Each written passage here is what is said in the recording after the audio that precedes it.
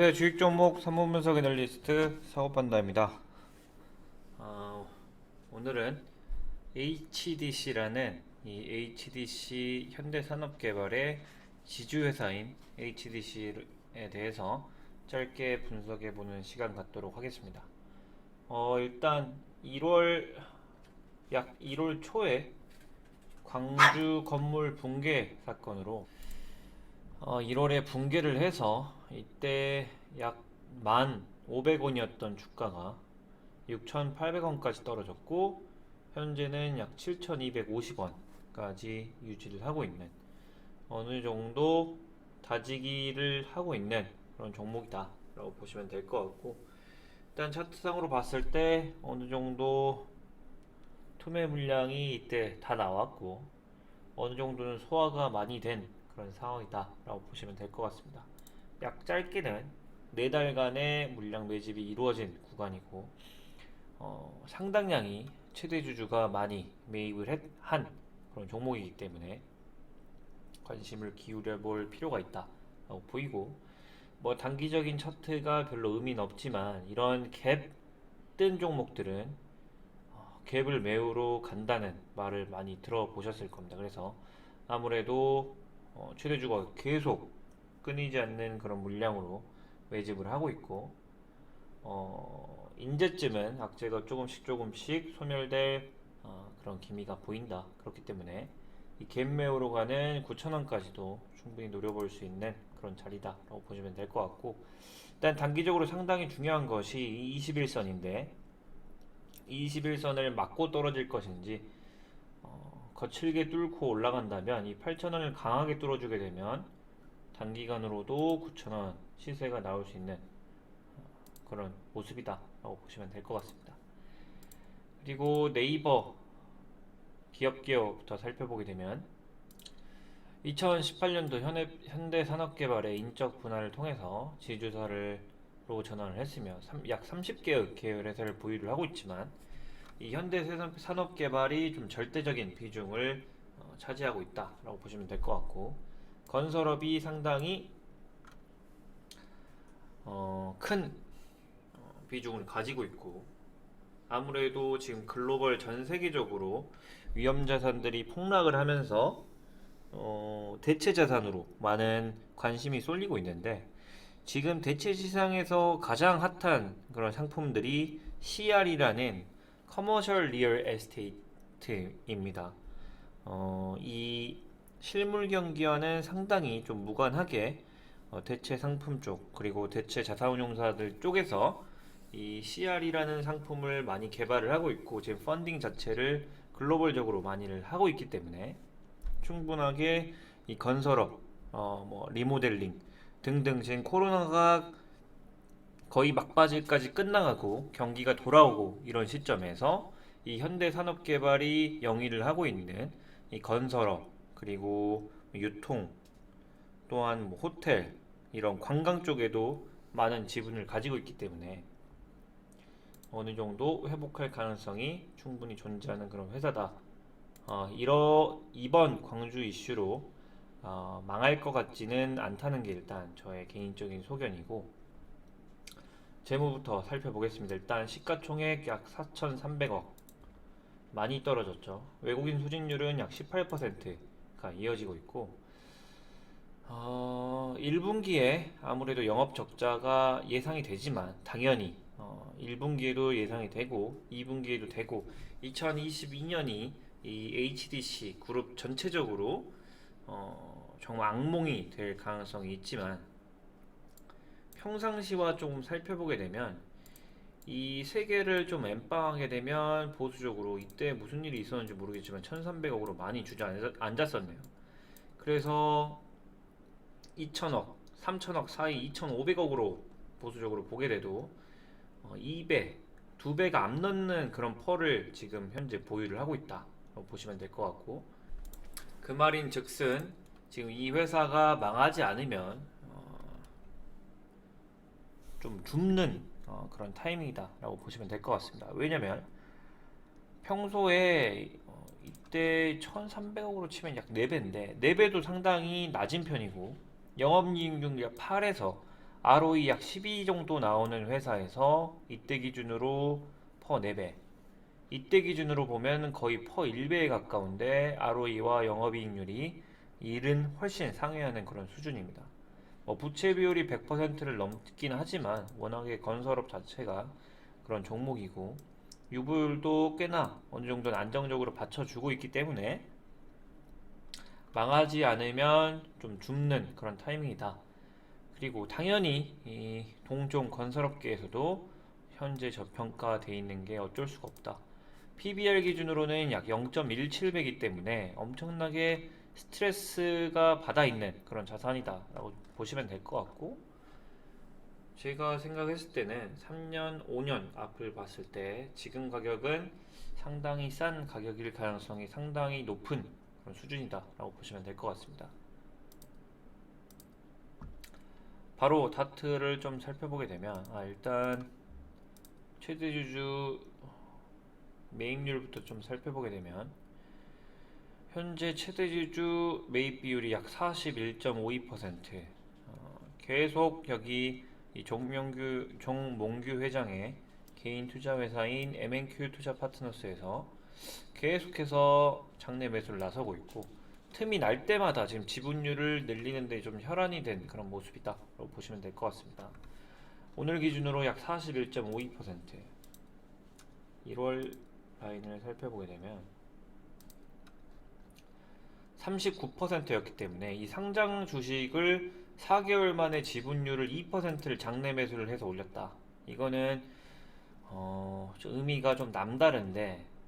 계속해서 이 말은 즉슨 저는 이 대기업 회장들이 우선 주주가치 제고를 위해서 내가 사재를 투입한다 이런 말은 절대 믿지를 않습니다. 그런 사람들은 애초에 돈을 어떻게 버는지 아는 사람들이고, 이 돈을 자기 목숨보다도 좀 중요시하는 그런 사람들이기 때문에 본인의 돈을 사재를 써가면서 지분을 매입하는 데는 충분한 이유가 있다. 그 말인 즉슨 좀 돌려서 생각해 보게 되면 예전에도 이 지분 늘리고 싶었는데 어느 정도 정상적인 지분을 평가받고 있을 때는 이런 회장들이 주식을 상장을 안 하죠. 왜냐면 주식을 상장을 하게 되면 남한테 눈치를 보고 남의 그런 눈길 때문에 좀 불편하기 때문에.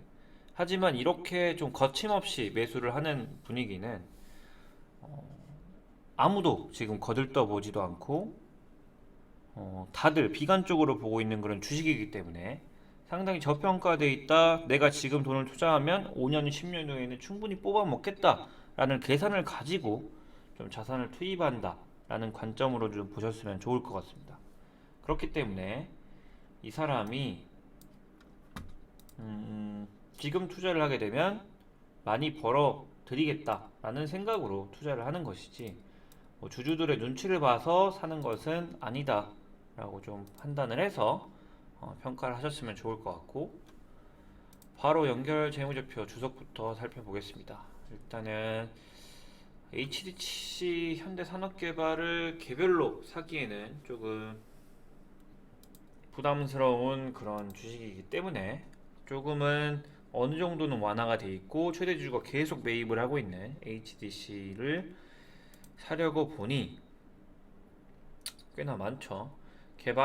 건설 개발만 있을 줄 알았는데 화학, 합성고무, 악기업, 영창악기도 HDC 거네요. 스포츠 축구단 가지고 있고, HDC 아이파크몰 용산에 있는 거 다들 아실 겁니다. 마스턴 주식회사 부동산 매매,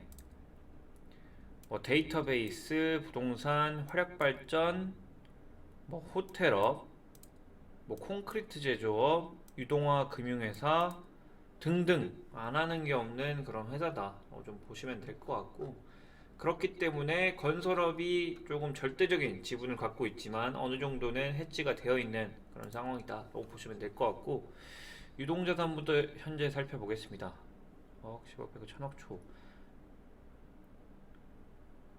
약 유동자산 6조 8천억 원에 유동부채는 약 4조 5천억 원으로 단기간으로 문제가 생길 그럴 가능성은 어느 정도 낮다라고 보시면 될 것 같고,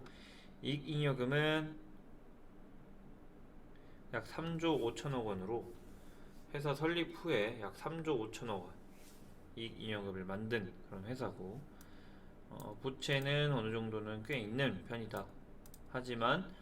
절대적으로 뭐 적자가 지속이 돼서 뭐 부채를 금융기관에 빌리고 이런 회사는 아니기 때문에 좀 다른 뉘앙스로 봐야 될 것 같고, 매출액은 아무래도 많이 줄진 않았습니다. 오히려 늘었고,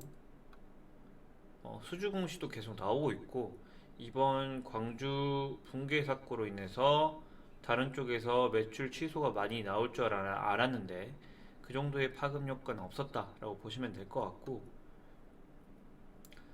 45기 1분기에는 영업이익이 약 1,300억 원을 벌어들였는데,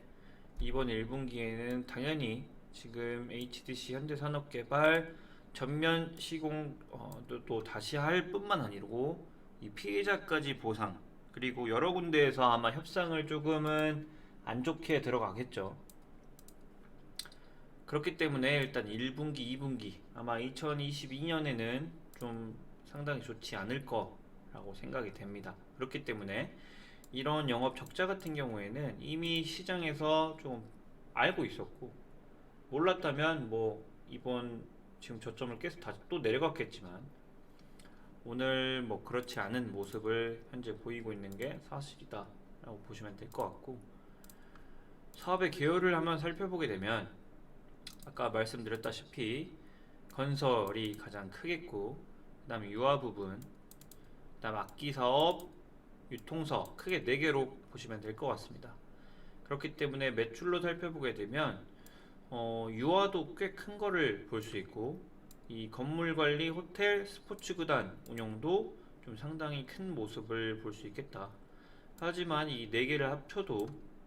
건설에는 미치지 못하지만 어느 정도 20%의 지분은 다른 곳에 있다 라고 좀 살펴보시면 될 것 같고, 분명히 뭐 이 회사는 망할 것이다 라고 생각하는 사람들도 많이 있겠지만, 제가 좀 오래 지켜봤을 때 특히나 이런 대기업 집단 같은 경우에는 중소기업도 아니고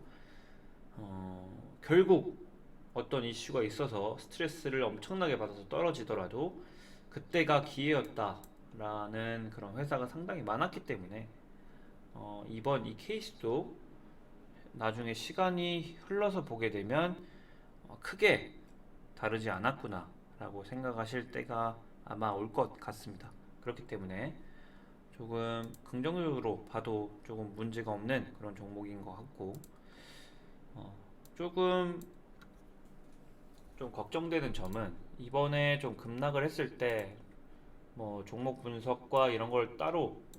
올려드리지 않았던 이유는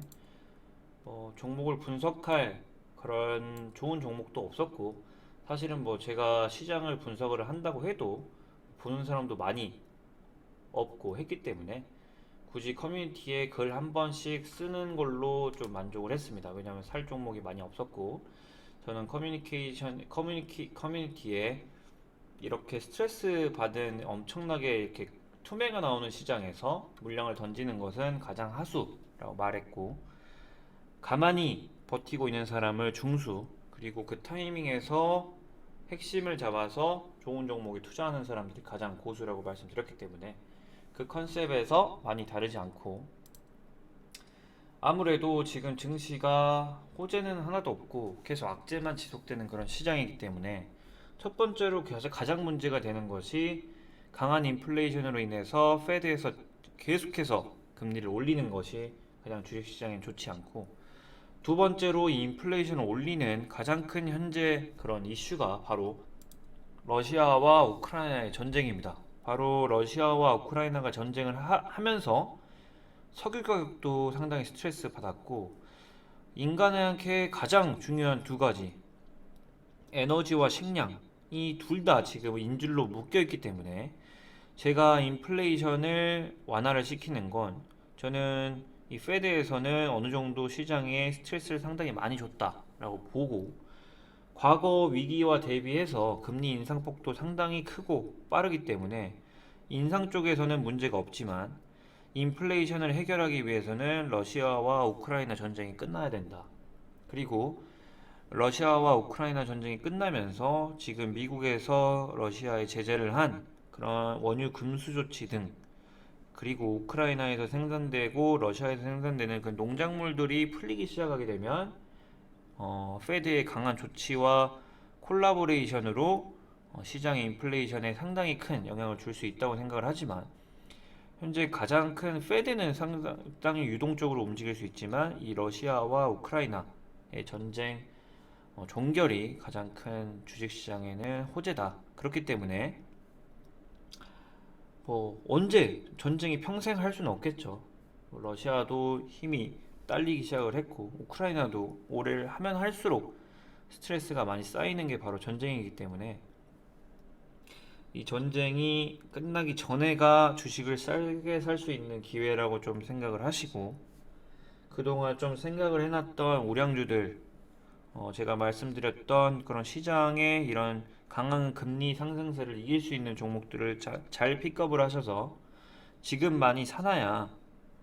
싸게 샀다라는 느낌이 들 수 있을 정도로 물량을 모을 수 있기 때문에 잘 판단을 하셔서 조금 매수를 하셨으면 좋겠지만, 유일하게 좀 걱정이 되는 것은 이렇게 시장이 좀 급락이 나옴에도 불구하고 신용잔고는 좀 줄지 않고 있는 약 22조를 유지를 해버리고 있기 때문에 상당히 존버 구간이다. 그렇기 때문에 조금 더 큰 이슈로 이 신용잔고를 털로 나올 수 있는 그런 단기적으로 안 좋은 뉴스도 나올 수 있다는 것을 충분히 감안을 하면서 투자를 하셨으면 좋겠습니다. 감사합니다.